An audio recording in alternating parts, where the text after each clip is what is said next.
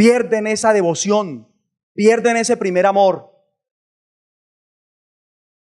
Y ya se congregan por congregarse, pero no porque les interese marchar en la voluntad de Dios. Y eso está pasando. Y van a una iglesia para que cuando alguien les pregunte que si se están congregando, ellos puedan decir, me estoy congregando, pero están en el lugar equivocado.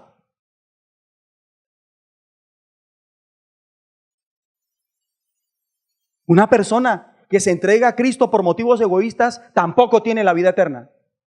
Y puede decir Señor, Señor, Señor, pero es de labios. Porque su vida no está haciendo lo que Dios manda a través de Jesucristo. Y para saberlo, ¿sabe qué hay que hacer? Congregarse. Porque la palabra no es de interpretación privada. De haberlo sido, Dios no hubiera dado apóstoles, profetas, evangelistas, pastores y maestros. Necesitamos ser apacentados, pues somos las almas, el rebaño del Señor. Y por eso Dios nos da pastores conforme a su corazón. Pero esos pastores a veces son como una piedra en el zapato para la mayoría de las ovejas. Porque ellos quieren hacer es la voluntad de Dios. Hebreos 10:25. No dejando de congregarnos como algunos tienen por costumbre, sino exhortándonos, tanto más cuanto veis que aquel día se acerca. Que nos quede claro, la iglesia somos nosotros, no el edificio. Entonces, mírame acá. Cuando se encuentre con alguien y le pregunte, oiga, tan bonito, usted a mí me llama la atención, qué chévere, qué nota. ¿Usted dónde queda su iglesia? Usted camina y dice, la iglesia soy yo. La iglesia soy yo. La iglesia soy yo. La iglesia soy yo. Ay, no, en serio, bobo, ¿de dónde queda la iglesia? La iglesia soy yo. La iglesia soy yo. La iglesia soy yo. Ayudemos a la gente de verdad. Porque ahora es, ¿dónde queda la iglesia? Allá en el edificio de Panamericana. No, la iglesia somos nosotros. Ah, usted está preguntando que ¿dónde nos reunimos? Ah, en el edificio tal, en el piso 3.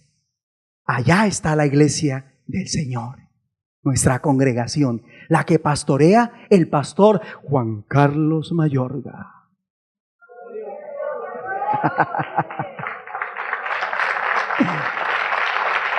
Aleluya.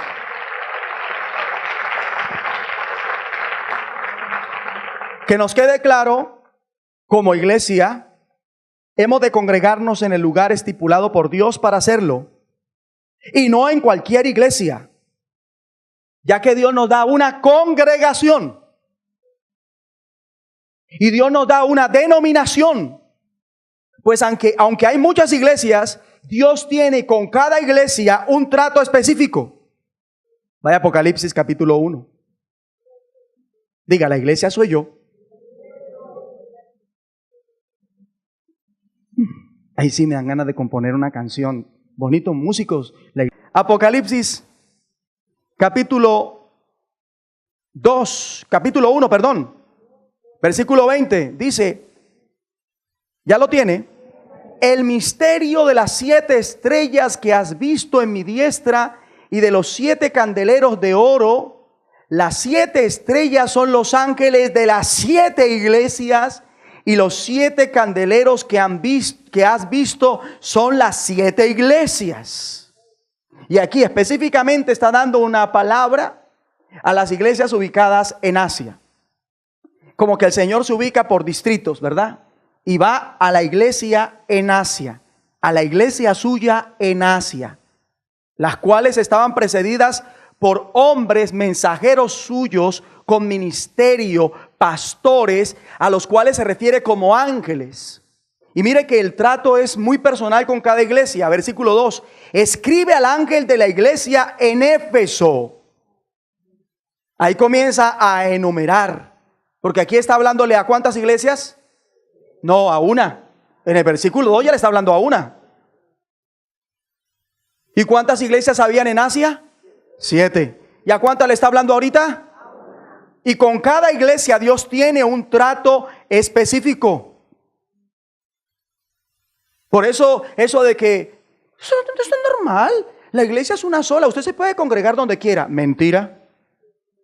Porque ya les enseñé que Dios es el que escoge el lugar dónde congregarnos y nos da los pastores que necesitamos para pastorearnos. Así que tú nunca vas a encontrar un pastor como yo, jamás en la vida.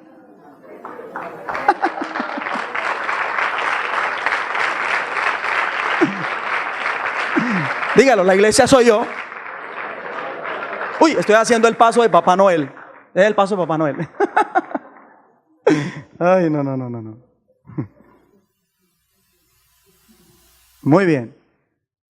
Gloria a Dios. El Señor nos da una congregación. ¿Estamos de acuerdo? Son muchas las iglesias, mas Dios nos da una. ¿Para qué? Para que allí crezcamos y lleguemos a la plenitud de Cristo. Siempre y cuando nos congreguemos.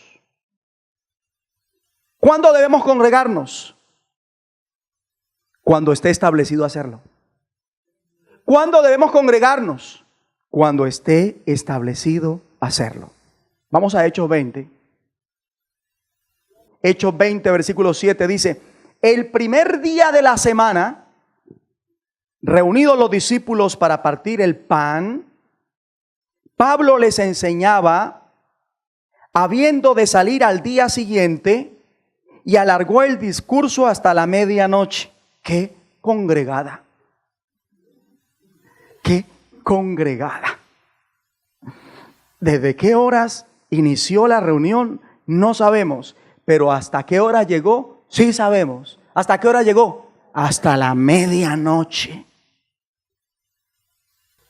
Vemos en este caso que la iglesia se congregó el primer día de la semana. Es decir, luego del último día de la semana, que es el sábado. En la semana del pueblo de Dios, del pueblo judío, el último día de la semana es el sábado. Y el sábado, dentro del pueblo de Dios, es el día de reposo, que difiere de ¿cuál día? Del domingo.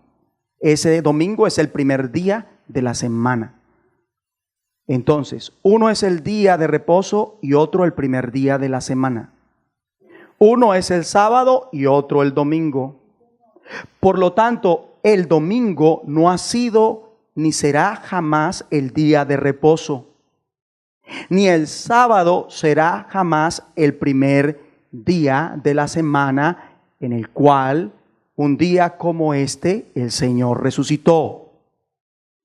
Sábado y domingo, a la luz de la Biblia, son dos días distintos. Y cuando se habla de un día en que se congregaron en este pasaje, ¿a qué día se refiere? El día de la madre no, ¿fue el día qué? El domingo. El domingo. Esto está bueno, esto está bueno. Se prendió. Diga, la iglesia soy yo. Y se congregaron en domingo porque fue una orden ¿de quién? De los apóstoles. Una orden apostólica. Por eso se congregaron en domingo. Vaya por favor rápidamente a primer libro de Corintios 16. Todo menos bostezar. Sí, decir gloria a Dios, aleluya, mi alma te alaba, te bendice. Gracias Señor por este tiempo, por este momento, por esta oportunidad. Pero todo menos bostezar. Gloria a Dios. Primer libro de Corintios 16. Hágame saber que lo encontró. Dice, en cuanto a la ofrenda, versículo 1, en cuanto a la ofrenda para los santos, haced vosotros también de la manera que ordené. ¿En dónde? Aquí son las de Galacia, ¿verdad? Es otro distrito. Es otro, donde habían ¿qué? ¿Habían qué? Muchas ¿qué? Muchas iglesias. ¿Y por qué Pablo se dirige a ellas? Porque Dios lo usó para fundarlas, para abrirlas. Y si no hay otro hablando del tema es porque al que usó Dios fue Él. Pero hoy día las iglesias han sido abiertas por muchos hombres de Dios y por muchas mujeres de Dios. Entonces, y no podemos por eso cerrarnos a la banda y dejar de ver una verdad que está encriptada en este pasaje bíblico. Cada primer día de la semana, versículo 2, cada uno de vosotros ponga aparte a algo, según haya prosperado, guardándolo para que cuando yo llegue no se recojan entonces ofrendas. ¿Y qué día es ese primer día de la semana? El domingo. Gloria a Dios. Bueno, a la luz de la palabra, míreme acá que yo quiero que usted entienda esto. A la luz de la palabra, el domingo bíblico del pueblo de Dios difiere del domingo tradicional.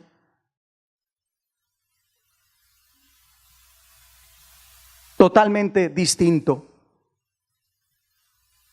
Ahora, el séptimo día de la semana civil, en la mayoría de países de habla hispana, ¿sabe cuál es? Dígalo, el domingo. ¿Cuál es? Y según el pueblo de Dios, la semana de ellos que la estableció Dios, ¿cuál es el séptimo día? El sábado. Ay, están conmigo, sí. Y ya a nivel internacional, tradicionalmente, el séptimo día de la semana civil, en la mayoría de países, según el estándar ISO 8601 del año 2004, comienza, escuche, se establece que la semana comienza el lunes y termina en domingo. Comienza el lunes y termina el domingo. Y considerándolo de esta manera, el último día del cómputo semanal, ¿cuál viene a ser?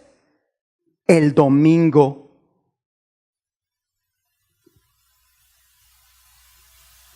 El domingo en el mundo es considerado como un día feriado, un día festivo. En la mayoría de países del mundo, cuando hablamos, viene el fin de semana, ¿qué dice la gente? Domingo. ¿Es así o no es así? Ahora, pero en los países de la cultura islámica, en los países de la cultura judía, el fin de semana es el viernes o el sábado. O sea, los días feriados para ellos son el viernes o el sábado. Porque para ellos, según Dios, el primer día de la semana es el domingo. O sea que el domingo, según la Biblia, es un día laboral.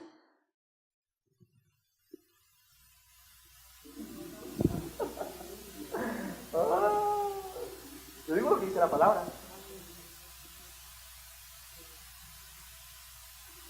¿O cuál fue el día en que el Señor hizo el día y la noche? El primer día de la semana, el domingo. ¿Y cuál fue el día en que el Señor no hizo nada? El sábado. Pero bueno, usted sabe que la cultura cambia, ¿eh? Y aquí estamos mirando a la luz de la palabra cosas que quizás no se habían visto como tiene que ser. Éxodo 20, versículo 8. Dice, acuérdate del día de reposo. ¿Para qué? Para santificarlo. 6 días trabajarás y harás tu obra. 6 días trabajarás y harás tu obra. ¿Y cuál es el primer día de la semana? ¿Es o no el domingo un día laboral? Bueno, gloria a Dios, según la Biblia. Porque si miramos aquí en Colombia, aquí tenemos festivos, pero uy, y en la mayoría de empleados ruegan a que haya un festivo y que se repita otro y que se lo paguen. Uy, y así queremos ser potencia en el mundo entero. Enseñaba alguna vez, el único país que se alegra cuando los hijos no tienen clase es un país como Colombia. No tienen clase, ¡ay, qué bueno! ¡Qué bueno!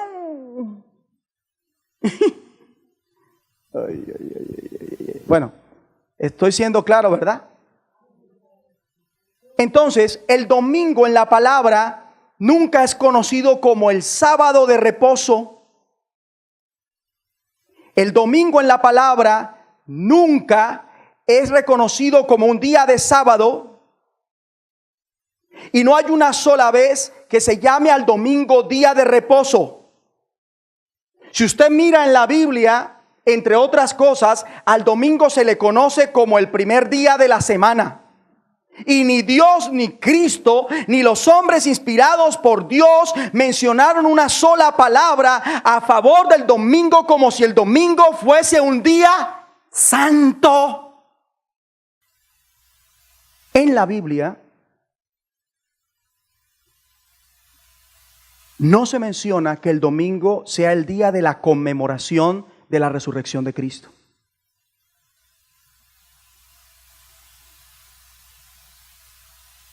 En la Biblia se dice que Jesucristo resucitó un domingo, pero no que sea día festivo por eso. ¿Sí? ¿Están conmigo?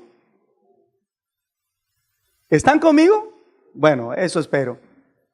¿Qué es lo que festeja la muerte y resurrección de Cristo? Cuando nos bautizamos. ¿Qué es lo que festeja la muerte y resurrección de Cristo? Cuando tomamos la Santa Cena. Por eso, cuando no se toma la Santa Cena, se peca. Cuando una persona se bautiza y no se mantiene digna para tomar la Santa Cena y adrede dice, no la quiero tomar, le falla a Dios. Y el día que no la toma, si es porque se deja de congregar, también le falla a Dios. Es por eso que no debemos dejar de congregarnos en el día de la Santa Cena, porque el día de la Santa Cena es un día muy importante, ya que fue Jesucristo el que dijo, hagan esto en memoria de mí. Primer libro de Corintios 11:22. Pues ¿qué? ¿No tenéis casas en que comáis y bebáis? ¿Me está siguiendo la lectura? Pues ¿qué? ¿No tenéis casas en que comáis y bebáis? ¿O menospreciáis la iglesia de Dios? ¿O menospreciáis la iglesia de Dios? No menospreciemos el privilegio de congregarnos un día como hoy. No menospreciemos el privilegio de congregarnos en un día que como hoy se conmemore la muerte y resurrección de Jesucristo. Porque si lo hace, literalmente está menospreciando a la iglesia, de la cual Jesucristo es su fundamento. Está insultando a la iglesia. Y avergonzáis a los que no tienen nada. ¿Qué os diré? ¿Os alabaré? En esto no os alabo, porque yo recibí del Señor lo que también os he enseñado. Y ahí comienza a hablar Pablo ¿de qué? De la Santa Cena. Gloria a Dios. A la luz de la palabra,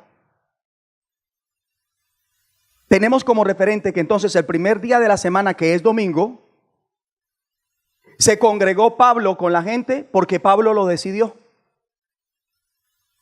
¿Y a Pablo quién lo guiaba? El Espíritu de Dios. ¿A Pablo quién lo guiaba? El Espíritu de Dios. ¿Y cuál es el referente para que la iglesia llegue a estas instancias donde se congrega los domingos? Pues ese. Si le sumamos a eso la influencia de la iglesia tradicional. Muy bien. ¿Cuándo deberíamos entonces congregarnos? ¿Cuándo? Los días ordenados en su congregación para congregarse. Esos días son para congregarse. ¿Estoy siendo claro? Gloria a Dios.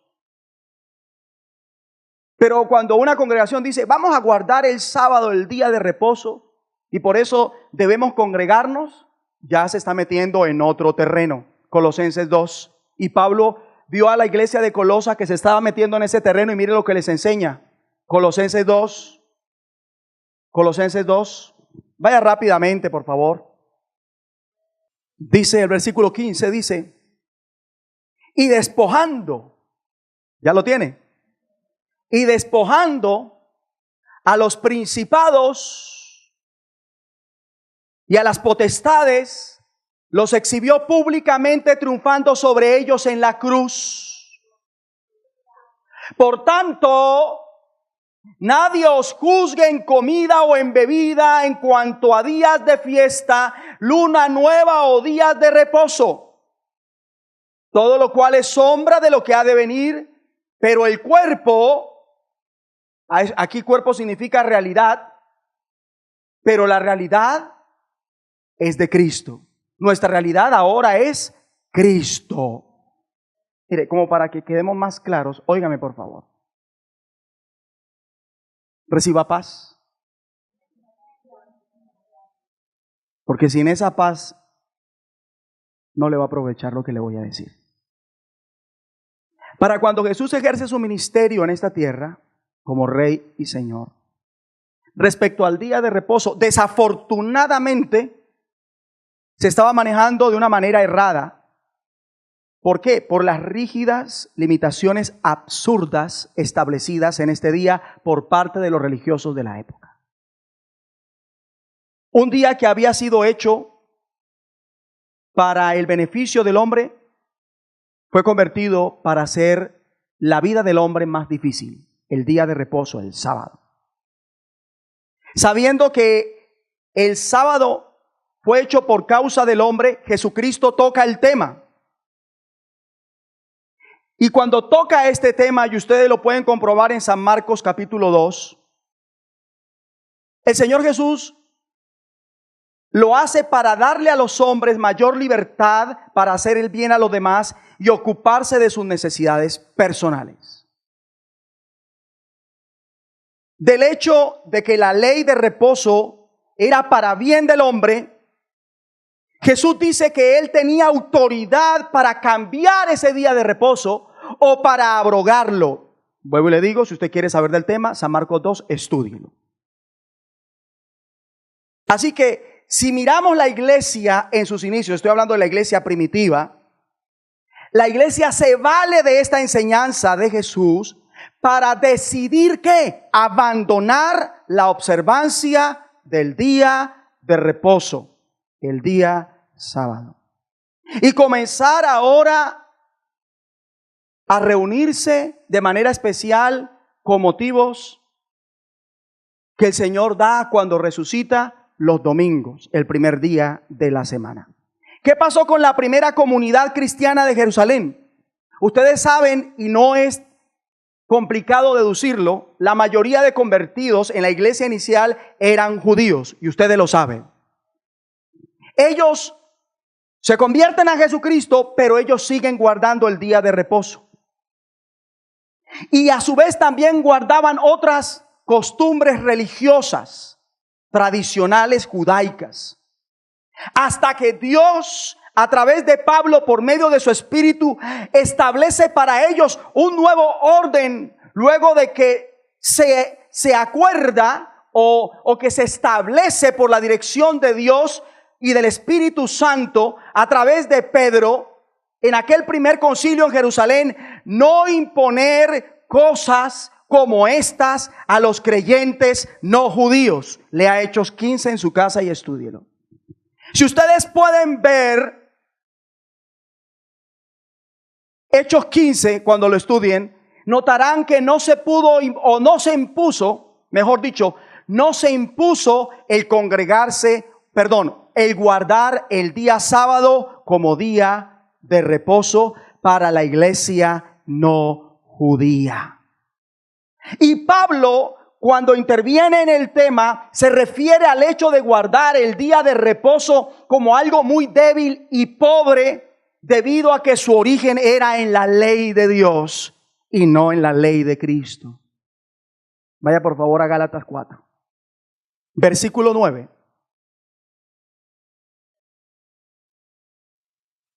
Mas ahora, ¿ya lo tiene? Conociendo a Dios, o más bien siendo conocidos por Dios, ¿cómo es que os volvéis de nuevo a los débiles y pobres rudimentos a los cuales os queréis volver a esclavizar? Es por eso que, escúcheme, llegamos a esta carta que le escribe Pablo a los colosenses. Y les dice que nadie los juzgue a ustedes en cuanto a días de reposo. Ahora, como todos bien lo saben, Jesucristo, lo repito, resucita el primer día de la semana. ¿Qué hacen los santos de la época? Determinan rendir culto al Cristo resucitado en ese día, que conocemos como ¿cuál día? El día del Señor. al cual se refirió el apóstol Juan cuando recibe la revelación, Apocalipsis. Si usted estudia en su casa Apocalipsis capítulo 1 en el versículo 10, Juan dice que estaba en el Espíritu en el día del Señor. Ahora, es posible que los cristianos o los del camino en ese entonces elijan guardar el día del Señor, que es el primer día de la semana. Ellos lo eligen guardar. Hay pautas apostólicas por las cuales se comienzan a congregar, pero además había una orientación y algo que se estaba dando, y es que un día al mes en aquella época y un día a la semana se llamaba como Sebaste, que quiere decir el día del emperador. Y fue sin duda esto lo que hizo que muchos cristianos decidieran llamar el domingo el día del Señor.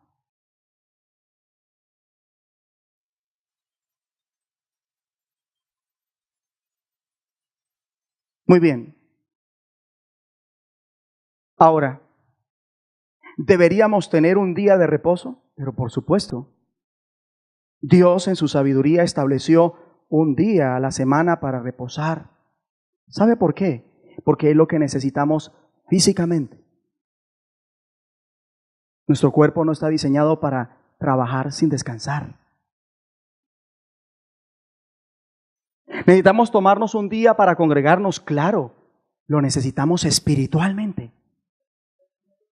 De ahí que no sea insensato que el domingo cumpla ese doble propósito. Un día para velar por nuestra condición espiritual, pero también ¿para qué? Para descansar físicamente. Ahora, yo no quiero descansar, pues no descanse. Vuestro cuerpo os lo demandará. Y Dios también, porque ya no sois vuestros, sois de Dios. Vuestro cuerpo es el templo del Espíritu Santo y hay que saberlo tratar. Gloria al Señor. Muy bien. La iglesia nos marca una pauta de entonces, ¿cada cuánto debemos congregarnos? Cada 8 días, mi pastor. No. Mala respuesta. Mire, para el que dice, ay, qué hora es. Recuerde cuando Pablo enseñó y se alargó el culto hasta la medianoche. Bueno, es el día de congregarnos. ¿Y cómo vamos a presionar este día? Mira algo. ¿Cuándo o cada cuánto debemos congregarnos? Cada vez que esté establecido en la congregación que Dios estipuló, plantarlo, que hay que congregarse. Si usted analiza la iglesia primitiva, ¿sabe cada cuánto se congregaba? Según Hechos 2:42, todos los días. Todos los días había gente congregándose, todos los benditos días. ¿Por qué? Porque todos los benditos días estaban los apóstoles en uno y otro lugar haciendo la obra en la misma zona. Y la gente corría para una casa, iba para la otra. Si no llegaban los apóstoles, ahí estaba la gente congregándose. Todos los días se congregaban. O sea que, ¿queda claro cada cuánto debemos congregarnos? ¿Sí queda claro? Si usted se congrega como está establecido, según las oportunidades que tiene la congregación donde Dios lo plantó, su vida va a crecer. Su vida va a madurar. Porque tanto como se congregue, usted va a cambiar. Tanto como se congregue, usted va a entender lo que no entendía. Tanto como se congregue, usted va a ser un mejor esposo, una mejor esposa, un mejor padre. Va a cumplir su propósito como hombre, su propósito como mujer, su propósito como familia. No va a estar ajeno al propósito que tiene Dios con la iglesia o al propósito que tenga Dios con la nación donde está la iglesia. ¿Por qué? Porque si usted se congrega, va a recibir todo el alimento, todo lo que sea necesario para hacer lo que Dios quiere que seamos. Por eso, no os conforméis. ¿Por qué? Cristo viene. ¿Y sabe a quién se va a llevar Cristo? A los que no dejan de congregarse.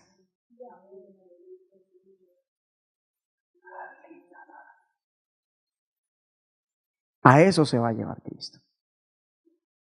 Muy bien. Y si usted y yo nos vamos con Cristo cuando Él venga, seremos librados de la ira venidera. Si no lo hace, ¿qué va a ocurrir? Va a violar una orden del Señor.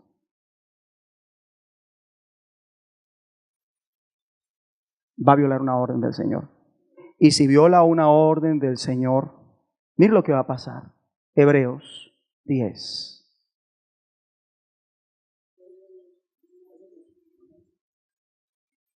Hebreos 10. Estábamos en el 25, ¿verdad? Ahora mire todo el contexto de Hebreos 10, 25. Veamos parte de ese contexto. Versículo 29.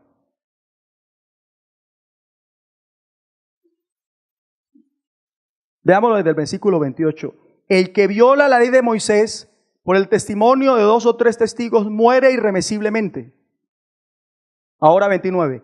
¿Cuánto mayor castigo pensáis que merecerá el que pisoteare al Hijo de Dios y tuviere por inmunda la sangre del pacto en el cual fue santificado e hiciere afrenta al Espíritu de gracia?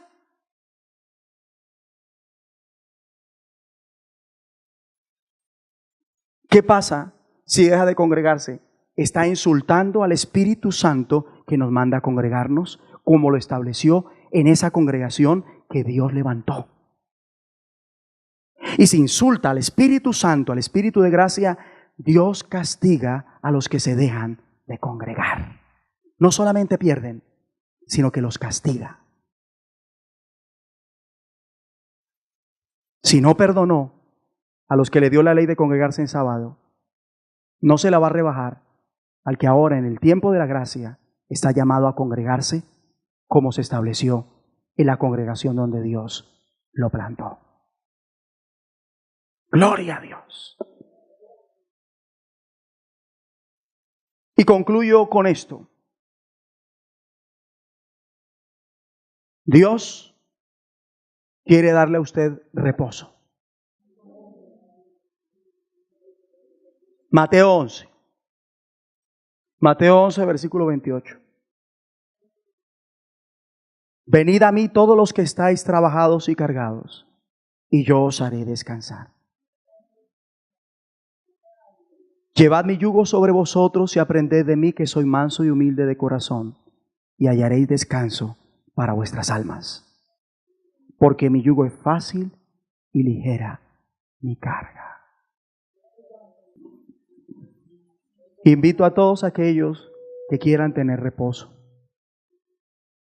que quieran tener descanso. Los invito a que vengan a la única persona que puede darles reposo de lo que están atravesando y de lo que están sintiendo. Y esa persona se llama Jesucristo. Así como el templo es Jesucristo, nuestro reposo es Cristo. Físicamente deberíamos sacar un día para descansar, o por lo menos unas horas, mediodía para descansar.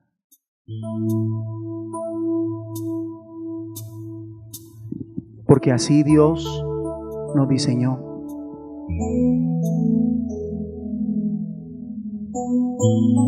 Sin embargo, a veces cuando se quiere descansar, como que Dios nos esfuerza un poquito.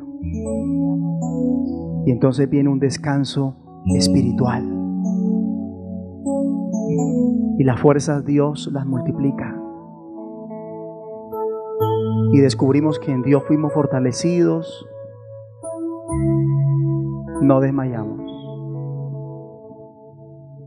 pues no nos cansamos, gracias a que en Cristo encontramos ese reposo que físicamente no podíamos tener, pero espiritualmente Él nos lo dio.